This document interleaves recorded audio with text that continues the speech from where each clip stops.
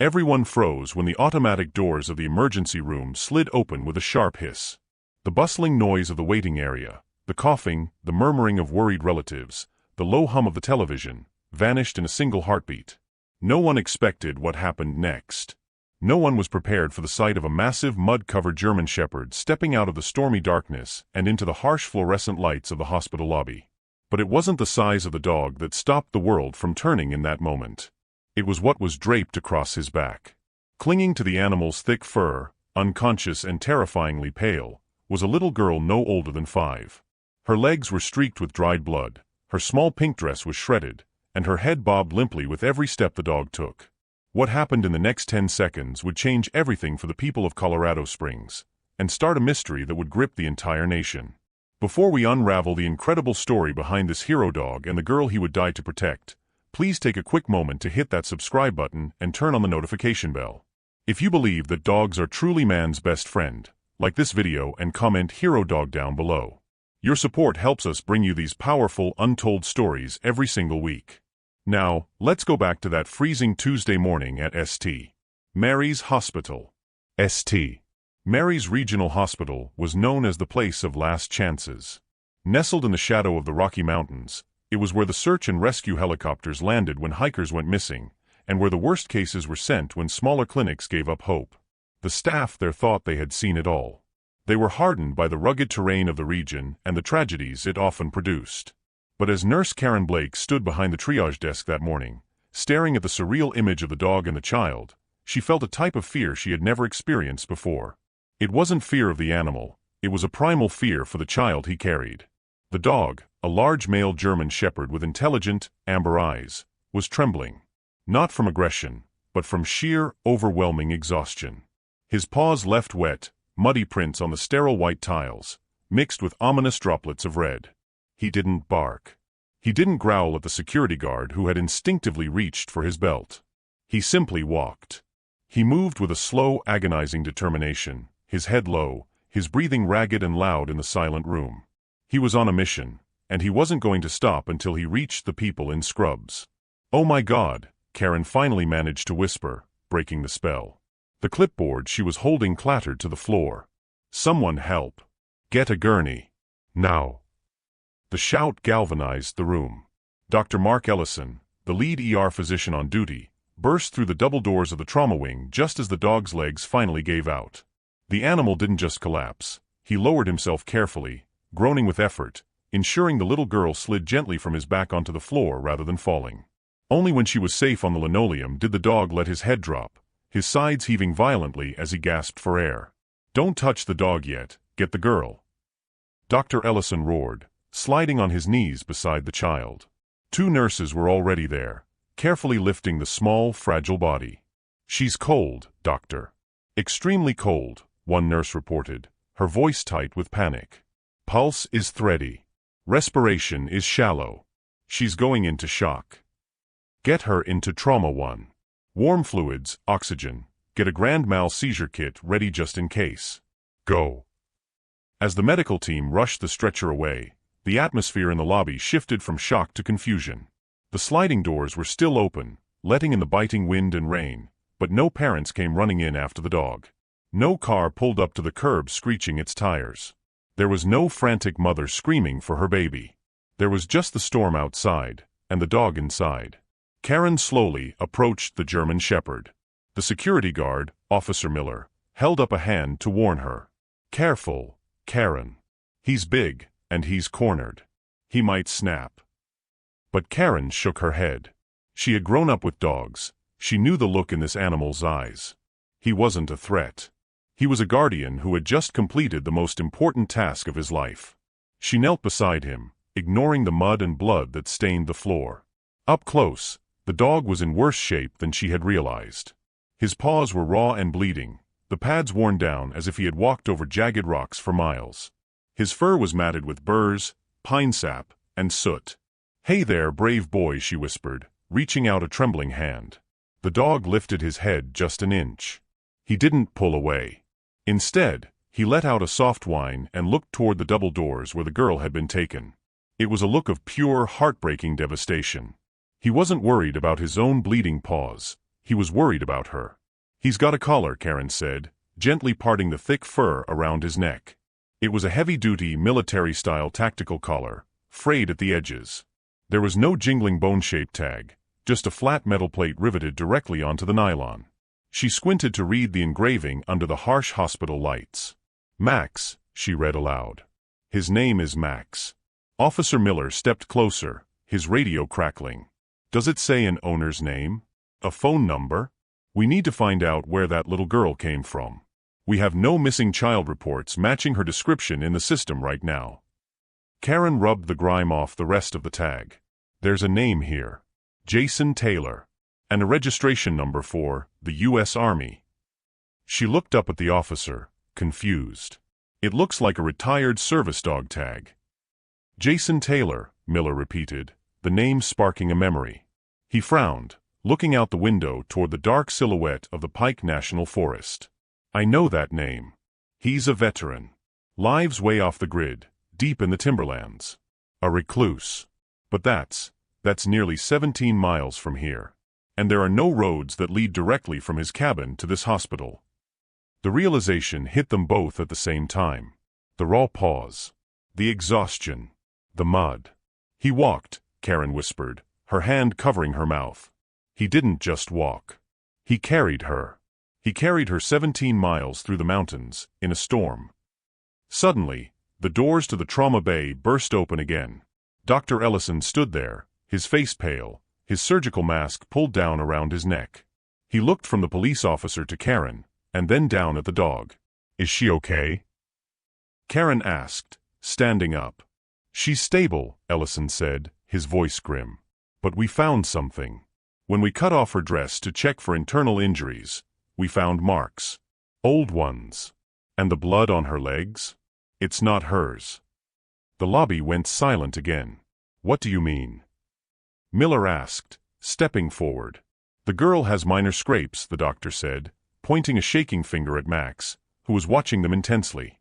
"That blood covering the dog and the girl, it belongs to someone else. A lot of it. Someone was bleeding out when this dog took her." Karen looked down at Max.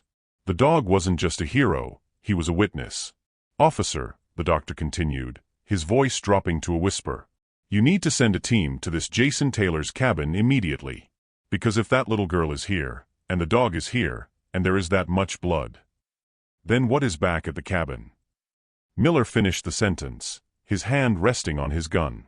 Before anyone could answer, Max suddenly stiffened. The exhausted dog struggled to his feet, a low, menacing growl rumbling deep in his chest, a sound so different from his earlier whines that it made the hair on Karen's arm stand up. He wasn't looking at the doctors. He wasn't looking at Karen. He was looking at the hospital entrance. Through the glass doors, a black van had just pulled up to the curb. It had no license plates. The engine idled aggressively, and the headlights cut through the gloom like searching eyes. Max let out a roar of a bark, placing himself between the trauma room doors and the entrance. The hero wasn't done. The danger hadn't stopped in the woods. It had followed them here. The black van idled at the curb for 10 agonizing seconds, its dark-tinted windows reflecting the sterile glare of the hospital entrance lights. Inside the lobby, the air was so thick with tension it felt like a physical weight pressing down on everyone's chest. Max, the German shepherd, did not blink. He stood like a statue carved from stone and fury, his body angled perfectly to shield the double doors where the little girl had just been taken. His growl had dropped to a subsonic vibration that rattled in the bones of those standing nearby. Then, just as abruptly as it had arrived, the van's engine revved, tires screeched against the wet asphalt, and the vehicle sped off into the rainy night, disappearing around the corner of the hospital wing. Max didn't relax immediately. He held his position for a full minute, his ears swiveling like radar dishes, tracking the sound of the retreating vehicle until it was completely swallowed by the storm. Only then did the hackles on his back smooth down. Only then did the ferocious guardian dissolve back into the exhausted, wounded animal he truly was. He collapsed again, his legs shaking uncontrollably, his head resting heavily on his muddy paws. St. Mary's Regional Hospital was no stranger to violence or tragedy. Located at the jagged edge where the sprawling civilization of Colorado Springs met the unforgiving wilderness of the Rockies, it was often called the last stop. It was the place where search and rescue helicopters offloaded hypothermic hikers plucked from mountain peaks, and where ambulances rushed victims of highway pileups on the icy interstate. The staff here were hardened professionals. They knew how to stitch up wounds and restart hearts without flinching. But this was different. There was a heaviness to this night that unsettled even the oldest veterans of the ER.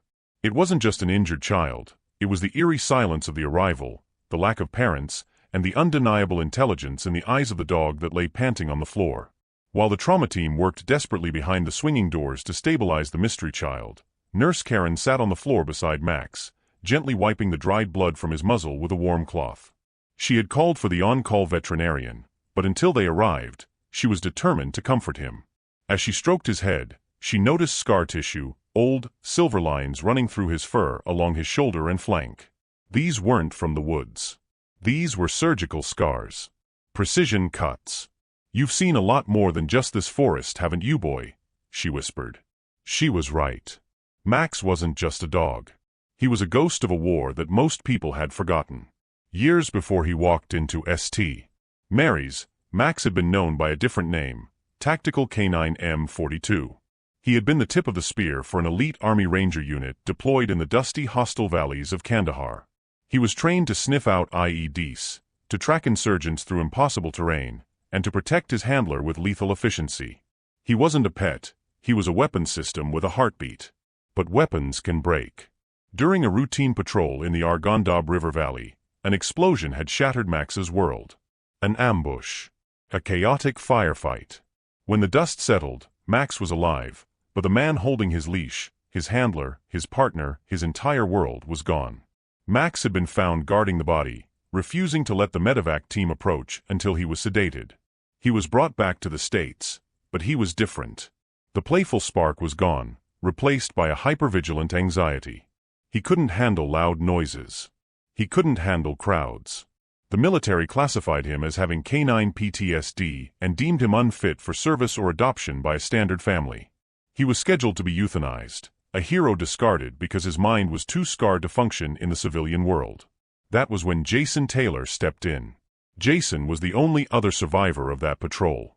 A former ranger himself, Jason had come home with his own scars, some on his body, but the deepest ones in his mind. He had retreated from society, buying a small dilapidated cabin on 40 acres of dense timberland bordering the Pike National Forest.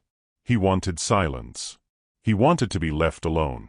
But when he heard that the dog who had saved his life was going to be put down, Jason drove 12 hours to the base and demanded to take him.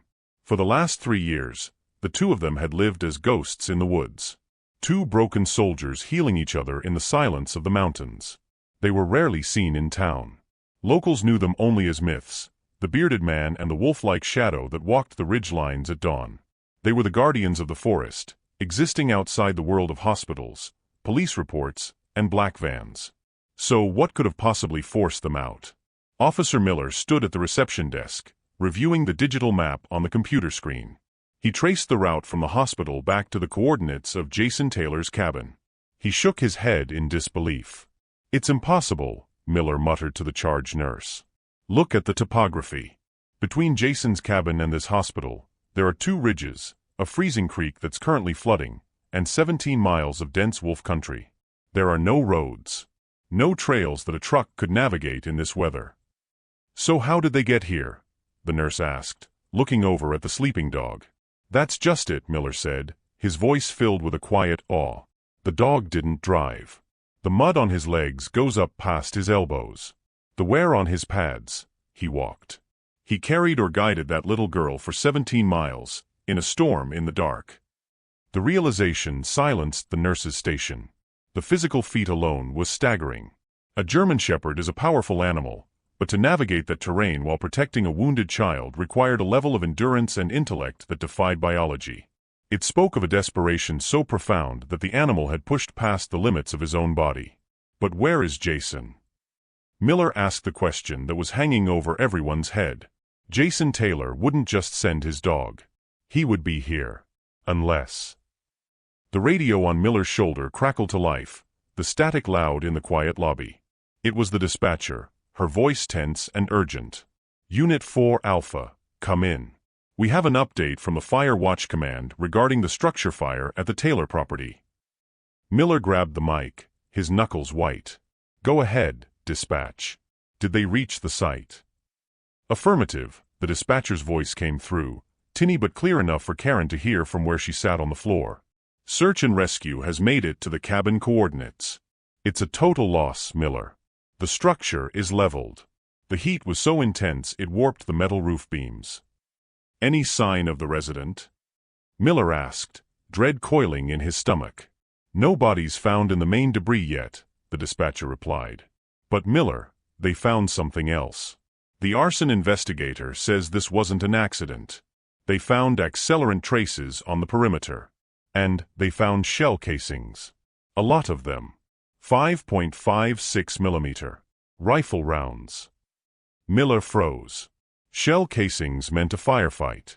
It meant Jason Taylor hadn't just died in a fire, he had been under attack. There's one more thing, the dispatcher continued, hesitating for a moment. The team found fresh tire tracks leading away from the property. Heavy treads. Matches the description of a delivery van or a tactical vehicle. And Miller, they found a collar. Miller frowned, looking at Max. A collar? The dog is here. He's wearing his collar. Not a dog collar, the dispatcher said. They found a child's necklace dropped in the dirt near the driveway. It's got a locket. They opened it.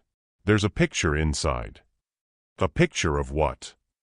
A picture of the little girl you have at the hospital. But she's not alone in the photo. She's standing next to a woman who has been on the FBI's missing persons list for 2 years. Miller looked at the dog, then at the trauma room doors. The puzzle pieces were slamming together into a picture that was far darker than a simple rescue. This wasn't a lost hiker. This wasn't a domestic dispute. This was a war, and it had started 17 miles away in the woods. Just then, the double doors of the trauma bay swung open violently. Dr. Ellison stepped out, stripping off his bloody gloves. His face was gray. Miller, get in here, the doctor commanded, his voice shaking. We stabilized her. We cleaned off the mud. But you need to see this. Did she wake up? Miller asked, rushing forward. No, Ellison said. But we found something in her pocket. She was clutching it so tight we had to pry her fingers open. It's a note. Handwritten. And it's covered in blood. Miller took the crumpled piece of paper from the doctor. The handwriting was jagged, hasty, written by a hand that was likely shaking or dying. It was a message from the woods, a final testament from the man who wasn't there. Miller read the 4 words scrawled on the paper, and for the first time that night, he felt a true wave of terror wash over him. They are coming. Run. The 4 words, scrawled in jagged, desperate letters on the blood-stained note, seemed to suck the oxygen right out of the trauma bay. Officer Miller stared at the paper, his thumb brushing against the dried, rust-colored smear on the corner. The handwriting was frantic, the pen strokes digging deep into the paper as if the writer knew they only had seconds left. It wasn't just a warning, it was a command. A final order given by a soldier who knew the enemy was already at the gate. Miller looked up at Dr. Ellison, then down at the small, fragile figure lying on the hospital bed. The little girl, who they were now calling Hope for lack of a real name, looked devastatingly peaceful amidst the chaos she had ignited. The heart monitor beeped a steady, reassuring rhythm, a stark contrast to the storm brewing outside and the invisible one closing in on the hospital. Who is they? Dr. Ellison whispered, his voice tight. And why would someone be hunting a 5-year-old child? I don't know, Miller said, folding the note carefully and placing it into an evidence bag. But if Jason Taylor wrote this, we need to take it seriously. He wasn't the kind of man to panic. If he said run, he meant it. Miller keyed his radio, his tone shifting from investigative to operational. Dispatch, this is Miller. I need an immediate security perimeter established around St. Mary's ER. I want 2 units at the main entrance and 1 at the ambulance bay. Lock down the elevators. No one comes in or out without ID. Copy that, Miller. What's the threat level? Unknown, Miller replied, looking through the glass partition at Max, who was still guarding the lobby doors. But consider it high. We may have hostiles inbound. While the hospital security team scrambled to lock the doors, the mystery of the girl deepened. Who was she? The hospital staff had stripped away the mud and the tattered pink dress, revealing pale skin marked with old bruises in varying stages of healing, yellow, green, purple. These weren't the scrapes of a fall in the woods. These were the fingerprints of long-term abuse. But amidst the tragedy of her condition, a strange detail emerged. On the bedside table lay the items found in her pockets: the terrifying note, a smooth river stone, and a small crumbled drawing done in wax crayon. Nurse Karen, who had slipped into the room to check the girls for, picked up the drawing. It was crude, as children's art often is, but the subject matter was chilling. It depicted a dark forest of green scribbles. In the center was a brown square, a cabin, engulfed in bright orange and red flames. Standing in front of the fire was a stick figure of a man holding a rifle, and beside him, a large black dog with pointed ears. But it was the other side of the page that made Karen's blood run cold. Emerging from the trees were black vans. And standing near them was a tall figure, a man drawn entirely in black crayon, with no face, just a blank empty oval. "She drew this before she got here," Karen murmured. She saw it happen. Suddenly, a soft moan came from the bed. Hope stirred. Her eyelids fluttered, her small hand grasping at the air as if reaching for something that wasn't there. "Max," she whimpered, her voice raspy and weak. "Max, no, go back." Karen rushed to her side, gently taking her hand. "It's okay, sweetheart. You're safe. Max is here. He's right outside the door." The girl's eyes snapped open. They were a striking vivid blue, but they were filled with a terror far too old for her age. She didn't look at Karen. She looked past her, scanning the corners of the room, checking the windows. It was the behavior of a prey animal, not a child. "Where is Papa Bear?" she whispered, her grip tightening on Karen's fingers with surprising strength. "Who is Papa Bear?"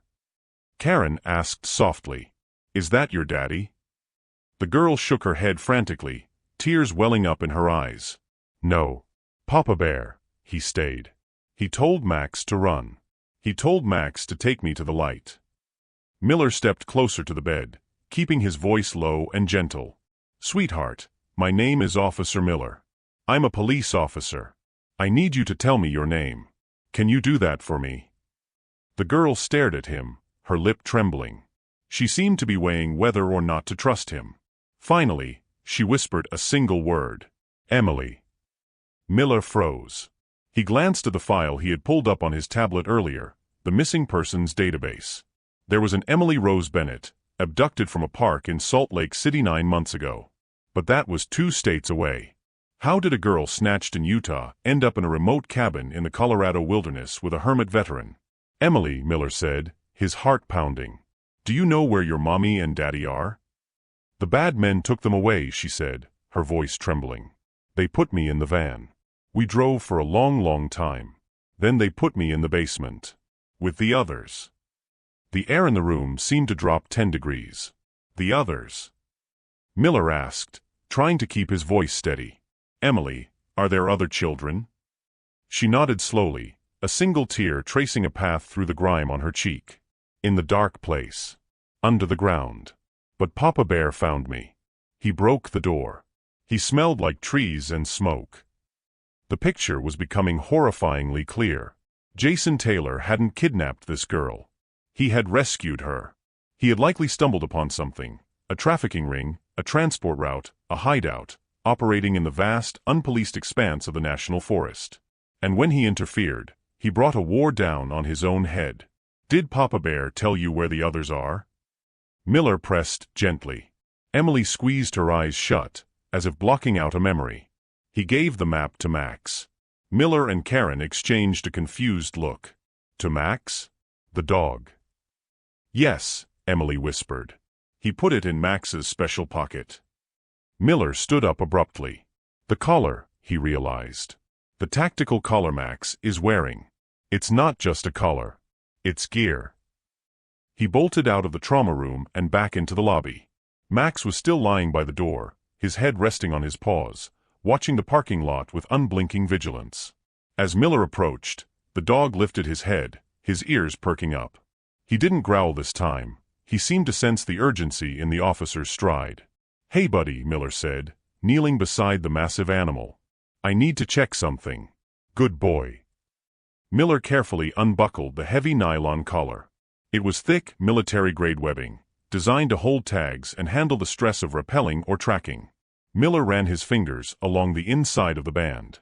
There, hidden seamlessly in the stitching, was a small Velcro pouch, barely noticeable unless you were looking for it. With trembling fingers, Miller tore the Velcro open. Inside, wrapped tightly in waterproof plastic, was a small folded piece of grid paper and a micro-SD card. Miller unfolded the paper. It was a map, a topographical map of the Pike National Forest region. But it was marked up with red ink. Circles, arrows, X marks. And right in the center of the wildest, most inaccessible part of the forest, a location was circled heavily with the word, the hub. Below the map were notes scribbled in Jason Taylor's handwriting. Dates, times, license plate numbers. June 12th, black van, Utah plates. 2 cargo. July 4th, blue sedan, Nevada plates. 1 cargo. August 15th, the hub is active. They are moving them tonight. My God, Miller breathed. He wasn't just a hermit. He was watching them. He was running surveillance. Jason Taylor hadn't just stumbled onto a crime, he had been hunting it. For months, the recluse veteran had been tracking a sophisticated child trafficking ring operating out of the national forest, using the dense wilderness as cover. He had been gathering evidence, waiting for the right moment to strike or call for help. But tonight, something had gone wrong. They had found him first. Or maybe, he had decided he couldn't wait any longer. Miller looked at the micro-SD card. This tiny chip likely contained photos, videos, proof that could bring down an entire network. It was the evidence people would kill for. And suddenly, the black van outside made terrifying sense. They weren't just looking for the girl. They were looking for this. Dispatch. Miller yelled into his radio, abandoning all protocol. I need the FBI. I need SWAT. I need everyone you have at ST. Mary's right now. We have evidence of a major federal crime, and we are sitting ducks. Miller, copy that, we are. The radio cut out with a sharp hiss of static. Then, the lights in the hospital lobby flickered. Once. Twice. And then, total darkness. The hum of the vending machines died. The computer screens went black. The only light came from the red emergency exit signs casting a bloody glow over the room. In the silence that followed, a sound echoed from the parking lot. The heavy, distinct slam of van doors opening. Not one van. 3 of them. Max stood up in the dark. A low rumbling growl started in his chest, vibrating through the floor. He didn't look at Miller. He turned his body toward the glass doors, baring his teeth in the red gloom. He knew. The hunters were here. And this time, there was nowhere to run. The sudden darkness was suffocating. When the power grid to St. Mary's Hospital was cut, the silence that followed was heavier than the storm raging outside. For 3 seconds, no one moved. The only sound was the terrified breathing of the few people trapped in the lobby and the low subsonic growl emanating from Max. Then the emergency generators kicked in, not with a flood of light, but with a dim, pulsing amber glow that cast long dancing shadows against the walls. Get down. Officer Miller shouted, his voice cutting through the confusion. Everyone away from the glass. Now. He drew his service weapon, the metallic slide clicking loudly in the quiet room. Karen grabbed a confused elderly patient by the arm and pulled him behind the sturdy oak reception desk. Stay down, she hissed, her heart hammering against her ribs like a trapped bird. Outside, through the rain-streaked automatic doors that were now pried halfway open by manual force, shadows moved. They were efficient, silent, and terrifyingly professional. These weren't common thugs. They moved with tactical precision, their silhouettes merging with the darkness. Miller. Dr. Ellison's voice came from the hallway leading to the trauma rooms. The backup generators only power life support and emergency lights. The magnetic locks on the exterior doors are disengaged. I know. Miller yelled back, taking cover behind a vending machine. He kept his eyes trained on the entrance. Doctor, barricade the trauma wing. Do not let anyone near that girl. Max, the German shepherd, didn't need orders. He had shifted position. Instead of standing in the open, He had moved into the shadows near the corridor entrance, the fatal funnel that anyone entering the lobby would have to pass through to get to the patients. He lowered his body, his muscles coiled like steel springs, his breathing silent. He was no longer a pet or a rescue dog. In the amber light, he was a predator waiting for the prey to make a mistake. The first figure stepped through the sliding doors. He was dressed in tactical black, wearing a balaclava and holding a suppressed carbine.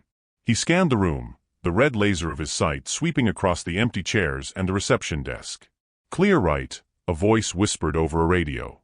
"Clear left. Move to the target." They were coming for Emily. And they were coming for the collar. Miller's hands were sweating on his grip. He was a patrol officer, trained for traffic stops and domestic disputes, not a paramilitary assault. He counted 3 men entering the lobby. There were likely more outside. He was outgunned, outnumbered, and trapped. "Police!" Miller shouted, stepping out from cover and firing 2 warning shots into the ceiling. "Drop your weapons." The response was immediate and lethal. The lead intruder didn't hesitate. He raised his rifle and fired a burst of suppressed rounds that chewed up the vending machine inches from Miller's head. Sparks flew, soda cans exploded, and Miller threw himself back behind the heavy steel box, glass raining down on him. Suppressing fire, the intruder commanded calmly. "Team 2, secure the girl. Team 1, find the dog." They knew. They knew Max had the map. The men advanced, their boots crunching on the broken glass. They moved past the reception desk where Karen was huddled, trembling. They ignored her. Their objective was specific. But they made a mistake. They ignored the shadow in the corner. As the point man moved past the corridor entrance, Max launched. It was a blur of motion too fast for the human eye to track. Max didn't bark. He hit the intruder with the force of a freight train, his jaws clamping onto the man's forearm. There was a sickening crunch of bone, a scream of shock, and the rifle clattered to the floor. Max used his momentum to drag the man down, shaking his head violently, turning the tactical advantage into chaos. "Contact right. Dog. Get the dog." The other 2 intruders spun around, raising their weapons. But Max was already moving. He released the first man and darted into the darkness of the hallway, drawing their fire away from the lobby, away from Karen, and away from Miller. Pop, pop, pop, pop. Bullets tore chunks out of the drywall as Max zigzagged down the corridor. He was acting as a decoy. He was leading them away from Emily. Miller saw his chance. He popped up and fired 3 rounds at the distracted intruders. One man cried out and grabbed his leg, falling to a knee. The other dragged his injured comrade behind a pillar. The firefight had turned the hospital lobby into a war zone. Falling back to the stairwell, the intruder yelled, "We need backup. The dog is loose." While the chaos unfolded in the lobby, Dr. Ellison was frantically pushing a heavy metal supply cabinet in front of the trauma room door. Inside, Emily was awake. She was sitting up in bed, clutching the sheets, her eyes wide. She wasn't crying. She was listening. "Is Max okay?" she whispered, her voice tiny in the darkened room. "He's fighting for you, honey," Ellison said, his voice trembling as he locked the wheels of the cabinet. "He's buying us time." Suddenly, the air vent above Emily's bed rattled. A screw fell to the floor with a tiny ping. Then another. Ellison froze. The intruders weren't just coming through the lobby. They were professional. They would have a secondary entry team. The vent grate crashed to the floor. A flashbang grenade dropped into the room, bouncing once on the linoleum. "Cover your eyes." Ellison screamed, diving over Emily to shield her with his body. Bang. A blinding white light filled the room, followed by a concussive wave that made Ellison's ears ring like church bells. He was disoriented, gasping for air. Through the ringing in his ears, he heard the thud of boots hitting the floor. 2 men dropped from the ceiling vent, wearing gas masks. Ellison tried to stand, to fight, but a heavy boot kicked him in the chest, sending him crashing into the wall. He slumped to the floor, wheezing, ribs likely broken. "Target acquired," a distorted voice said through a mask. One of the men grabbed Emily. She screamed, a high piercing sound that cut through the ringing silence. She kicked and flailed, fighting with a ferocity that surprised the man holding her. "Let me go. Max. Max." The man pulled a syringe from his vest, sedating the package. But before the needle could touch her skin, the door to the trauma room, blocked by the heavy cabinet, shuddered. Something hit it from the outside with tremendous force. Boom. The cabinet slid an inch. Boom. A dent appeared in the metal. "What is that?"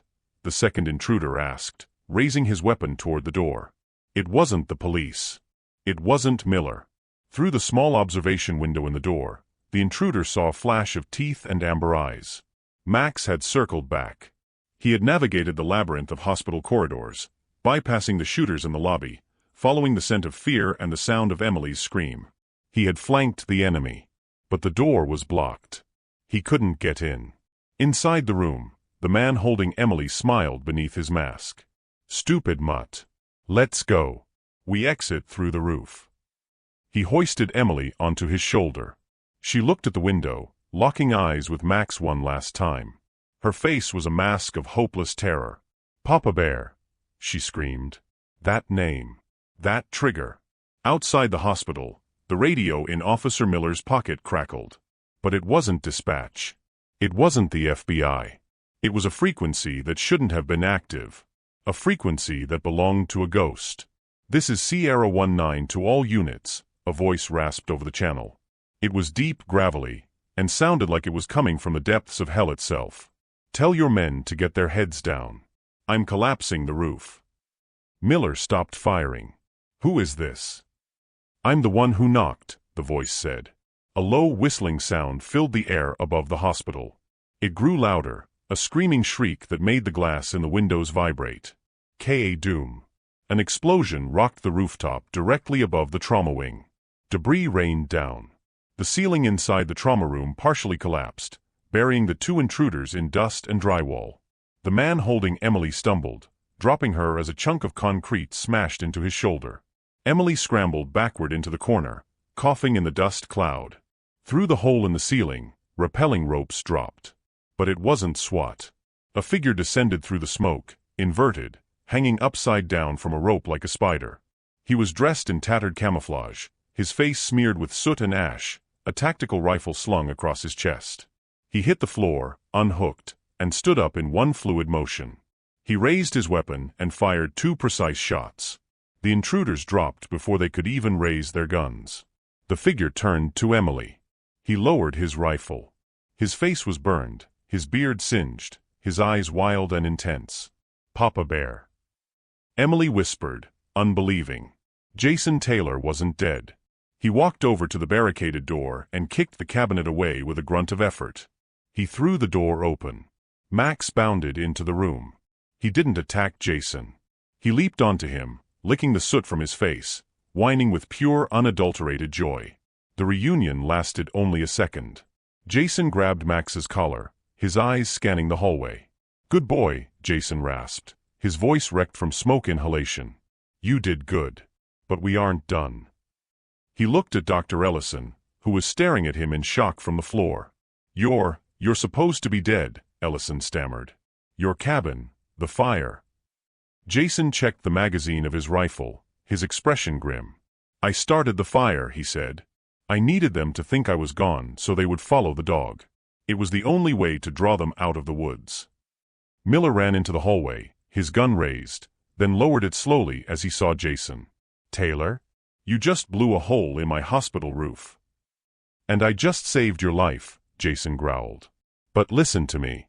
The men in the lobby? The men in the van? They are just the cleanup crew. The real threat is still coming." "What do you mean?" Miller asked. Jason reached into Max's collar and pulled out the micro-SD card Miller had found earlier. He held it up. "This card has the names of every buyer in their network. Judges. Politicians. Cartel bosses. As long as we have this, they will burn this entire city to the ground to get it back." Jason tossed the card to Miller. "Take the girl. Take the evidence. Get to the basement. The FBI is 10 minutes out." "What about you?" Miller asked. "Where are you going?" Jason clipped a fresh leash onto Max's collar. The man and the dog stood side by side, a seamless unit of violence and loyalty. "Me and Max," Jason said, looking down the dark hallway toward the lobby where the remaining intruders were regrouping. "We're going to finish the fight." He cocked his rifle. "Take the girl," Jason commanded. Then he turned to the dog. "Max. Seek." The German Shepherd let out a roar that shook the walls, and together, the ghost and the beast charged into the darkness. The hallway erupted into a chaotic symphony of noise and flashing light as Jason Taylor and Max charged into the teeth of the ambush. To Officer Miller, watching from the stairwell door with Emily clutched in his arms, it didn't look like a man and a dog running into battle. It looked like a force of nature reclaiming its territory. Jason moved with a fluidity that defied his injuries, his rifle snapping up to engage targets with surgical precision, while Max flowed around him like smoke. The German Shepherd didn't bark. He didn't hesitate. He was a blur of fur and teeth, diving under the aim of the intruders, taking their legs out from under them, and dragging them into the open for Jason to neutralize. "Go. Get her to the basement." Jason roared over the sound of gunfire, never looking back. Miller didn't argue. He kicked the stairwell door open and sprinted down the concrete steps, holding Emily tight against his chest. She was sobbing now, her face buried in his uniform, but she wasn't crying for her parents. She was crying for the man in the camouflage and the dog who had carried her through the storm. "Papa Bear," she wailed, the sound echoing off the cold concrete walls. "He's going to be okay," Miller lied, his heart hammering in his throat as he heard the battle raging 3 floors above. "He's the toughest guy I know." 10 minutes later, the heavy steel doors of the hospital basement burst open. But it wasn't the intruders. It was the FBI hostage rescue team. 20 operators in heavy body armor flooded the room, followed by paramedics. Miller handed Emily over to a medic, his hands shaking uncontrollably as the adrenaline crash hit him. "The evidence," Miller gasped, shoving the micro-SD card into the hand of the lead FBI agent. "This is what they want. It's all here. The network. The names. Everything." The agent looked at the card, then at Miller. "Secure the girl," he ordered his team. "Alpha Team, move to the lobby. We have an active shooter situation." "No," Miller said, leaning against the wall for support. "You have a cleanup operation. The fight is already over." Miller was right. When the SWAT team swept the lobby and the second floor, the gunfire had ceased. The silence that had returned to St. Mary's Hospital was eerie, broken only by the groans of the incapacitated intruders zip-tied on the floor. The lobby was a wreck of shattered glass and bullet-riddled drywall. But amidst the wreckage, sitting calmly in the center of the room, was Max. The dog was bleeding from a shallow graze on his flank, but he sat with his head held high, his ears perked forward. At his feet lay 3 of the intruders, disarmed and terrified, refusing to move a muscle while the wolf-like guardian watched them. "Where is he?" Miller asked, running into the lobby and scanning the room for Jason Taylor. "Where is the man?" The lead FBI agent shook his head, lowering his weapon. "There's no one else here, Miller. Just the hostiles and the dog." Miller ran to the back exit. The heavy fire door was propped open. He stepped out into the rain, the cold wind hitting his face. The storm was breaking, the clouds parting to reveal a sliver of moonlight illuminating the parking lot. There were fresh boot prints in the mud leading away from a hospital, disappearing into the dark tree line of the Pike National Forest. Jason was gone. He had done what he came to do. He had drawn the enemy out, delivered the evidence, and ensured the girl was safe. And then, like the ghost he was, he had vanished back into the wilderness he called home. He had left Max behind, not because he didn't love the dog, but because he knew Max's mission had changed. Max wasn't a war dog anymore. He was Emily's guardian now. The weeks that followed were a blur of media frenzies and tearful reunions. The story of the hero dog of St. Mary's captivated the nation. News vans camped out on the hospital lawn for days. The micro-SD card Jason had provided proved to be the silver bullet. Within 48 hours, FBI raids were conducted in 3 different states. The hub was dismantled. The ringleaders were in cuffs. Senators resigned in disgrace. It was the biggest bust in the history of the department. But the most powerful moment didn't happen in a courtroom. It happened in a quiet hospital room on the 4th floor. Emily Rose Bennett, now clean-fed and wearing a fresh set of pajamas, sat on the edge of her bed. The door opened, and her parents, who had flown in from Salt Lake City, rushed in. The scream of joy from her mother was a sound that brought tears to every nurse on the floor. They held each other for what felt like an eternity, a family stitched back together from the edge of oblivion. But Emily pulled away after a moment. She looked at the door. "Max?" she asked. Nurse Karen smiled, stepping aside. "He's right here, honey." Max limped into the room. His side was shaved and stitched, and his paw was bandaged, but his tail wagged with a slow, heavy rhythm. He walked straight to Emily, bypassing the parents, and rested his heavy head on her lap. Emily buried her face in his fur, the nightmare finally over. Max was officially adopted by the Bennett family the next day. He was awarded the Medal of Canine Valor by the governor of Colorado, and a statue of a German Shepherd was commissioned to stand in the lobby of St. Mary's Hospital. He spent his days sleeping at the foot of Emily's bed in a suburban house with a big backyard, far away from gunfire and burning cabins. But Officer Miller couldn't let it go. A month later, on his day off, Miller drove his truck up the winding dirt road toward the ruins of Jason Taylor's cabin. The police tape was still fluttering in the wind, and the smell of wet ash still hung in the air. He didn't know what he was looking for. Maybe closure. Maybe a sign that the man who had saved them all was still alive. He walked the perimeter of the burned structure until he reached the edge of the woods, where the old hiking trail began. And there, carved fresh into the bark of a massive ponderosa pine, he found it. It wasn't a message. It was a drawing. A simple, jagged carving of a paw print next to a smiley face. And below it, 3 words etched deep into the wood. "She is safe." Miller smiled, tracing the letters with his finger. Jason was out there. Watching. Waiting. Miller turned to leave, but as he walked back to his truck, his phone buzzed. It was a notification from the app connected to the new GPS collar the Bennett family had put on Max. Miller had asked for access, just to keep tabs on the hero dog. He opened the map, expecting to see Max in the backyard of the Bennett's home in Salt Lake City. But the dot wasn't in Utah. Miller frowned, zooming in on the screen. The GPS signal was live. The dot was moving. And it was right here. In Colorado. Miller spun around, looking back at the tree line. The GPS signal showed Max was currently located 300 yards north of Miller's position, moving fast through the trees. Wait. Miller checked the timestamp. Live. How could Max be here? He was supposed to be with Emily in Utah. Miller dialed the Bennett family, his heart racing. "Mrs. Bennett? This is Officer Miller. Is Max with you?" "Oh, Officer Miller." Mrs. Bennett sounded flustered. "We were just about to call you.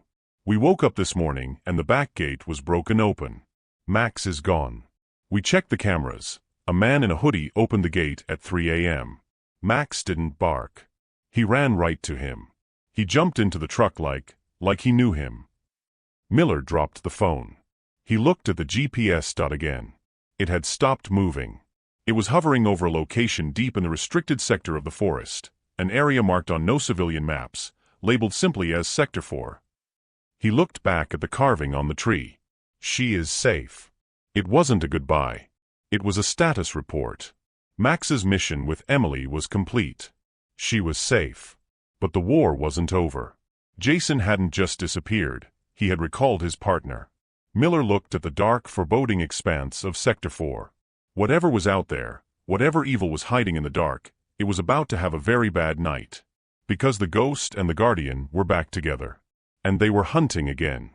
This story may be over, but the legend of Max and Jason is just beginning. If this story touched your heart, please like this video and share it with a friend who loves animals. And if you want to see what happens when Miller follows that GPS signal into Sector 4, make sure you are subscribed and have that notification bell turned on. You do not want to miss the next chapter. I'm Heart of a Dog, reminding you that sometimes, the greatest heroes have 4 paws and a wet nose. Thanks for watching.